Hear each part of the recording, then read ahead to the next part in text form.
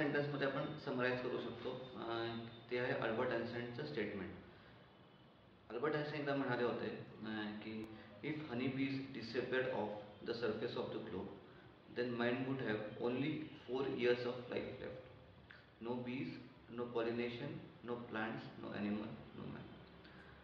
आता महत्त्व एवढं आहे की समजा मधमाशा संपल्या तर मनुष्य जातीची 4 वर्षांमध्ये संपुष्टात. बऱ्याच लोकांना वाटतं की मधमाशांमुळे फक्त आपल्याला मध मिळतो आणि त्या चावतात किंवा दंश करतात. पण मधमाशाचं मध ह्याच्या पलीकडचं आहे. मध हे सेकंडरी प्रोडक्ट आहे. ठीक आहे. पहिली गोष्ट आहे परागीभवन. तुम्ही जे पण काही प्लेटमध्ये जे अन्न खाता त्यातलं एक 1/3 पार्ट तुमचं मधमाशांमध्ये तुम्ही खाऊ शकता. मी ॲक्च्युली मुंबईला जॉब करायचो.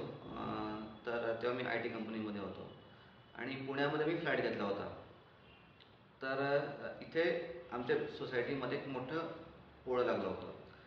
तर सोसायटी मेंबर्सनी पेस्ट कंट्रोल कंपनीला बोलवलं आणि सगळ्या माश्या मारून टाकल्या. तर मला फार वाईट वाटलं होतं. तर मला असं वाटलं होतं की कोणीतरी या माशांसाठी काहीतरी करायला हवं. असं कुठलं सोल्युशन आहे का की मधमाशा पण मरणार नाहीत आणि मध पण गोळा करू शकू. लकीली काय झालं, मला आठवड्याभराने एका ऑर्गॅनिक फार्ममध्ये जायला. तर तिकडे मधमाशांच्या पेट्या ठेवल्या होत्या. मी त्या पेट्यांकडे आकर्षित झालो. तर मी त्या गृहस्थांना विचारायला लागलो की ऑर्गॅनिक फार्मिंगचं विचारणं सोडून मी मधमाशांबद्दल त्यांना विचारायला लागलो की माश्या ज्या आहेत पेटीच्या आतमध्ये कसे जातात, मध कसं गोळा करतात. मधमाशाचं महत्त्व त्याने मला थोडं थोडक्यात सांगितलं. नंतर मी घरी आलो आणि घरी आल्यावर मी गुगल केलं. मधमाशांबद्दल मी माहिती गोळा करायला लागलो. नंतर मला रिअलाईज झालं की मी कोणाला पॉईंट आऊट करत होतो की कोणीतरी माशांसाठी काहीतरी करायला हवं. तर मला वाटलं की कोणीतरी मीच का होऊ नये, मीच का मधमाशांना वाचवू नये. टेक्निक शिकण्यासाठी मी महाबळेश्वरला, पुण्यामध्ये, नंतर केरळमध्ये बऱ्याच ठिकाणी मी फिरलो. थोडा मी आणखी स्टडी केला. नंतर मी विचार केला की आपण कॉर्पोरेट जॉब सोडूया, मधमाशा वाचवायचा मागे लागूयात. कारण आता मधमाशा कुठेच वाचवल्या जात नाही आहेत. सिटीमध्ये तरी किमान अख्ख्या सिटीमध्ये अख्ख्या भारतीय सिटीमध्ये मधमाशा संवर्धनाचं काम आता जे सुरू केलं आहे पुण्यामध्ये ते असं कुठेच काम होत नाही आहे. हा जो मॉडेल आहे आपण बाकीच्या सिटीमध्ये रेप्लिकेट करू शकतो. नॉर्मली आम्हाला लोक कॉल करतात की आमच्याकडे पोळं लागलेलं आहे. तर आम्ही काय करतो, त्या माशांना न मारता आम्ही दुसरीकडे रिलोकेट करतो.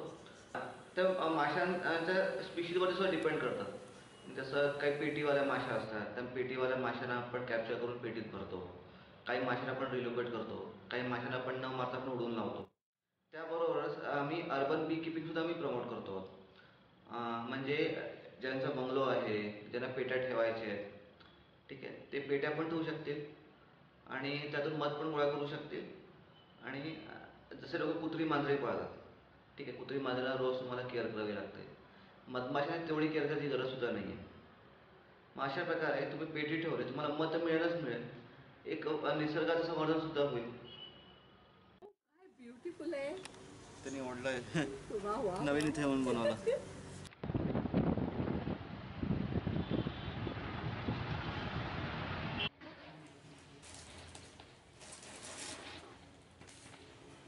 आता या पोळ्यावरती पोचता येत नाही, नंतर आपण ह्याला रिलोकेट करू शकलो असतो. बट वी कॅन डू, आपण ह्याला न मारता पोळं आपण काढू शकतो आणि माशा पण मारणार नाही. त्या पोळ्याचा आपण वापरू शकतो. बी वॅक्स आहे ते आपण बऱ्याच गोष्टीसाठी वापरू शकतो. ह्याने नाही मिळणार कारण हे पोळं आता 3-4 दिवसच झाले, नवीन पोळं आहे म्हणून काही त्यात मिळणार नाही. या आग्या माशांचं झालं. नंतर एक फुलोरी माशी असते, त्या माशांना आपण व्यवस्थित रिलोकेट करू शकतो ज्या बोराच्या झाडावरती, कडुलिंबाच्या झाडावरती. तर आता आपण काढूयात. आपल्याकडे टेक्नॉलॉजी आहे, या माशांना आपण रिलोकेट सुद्धा करू शकतो. पण आपल्याकडे थोडे फंड्स नाही आहेत, इक्विपमेंट्स नाही आहेत, म्हणून आपण त्यांना न मारता आपण त्यांना काढतोय.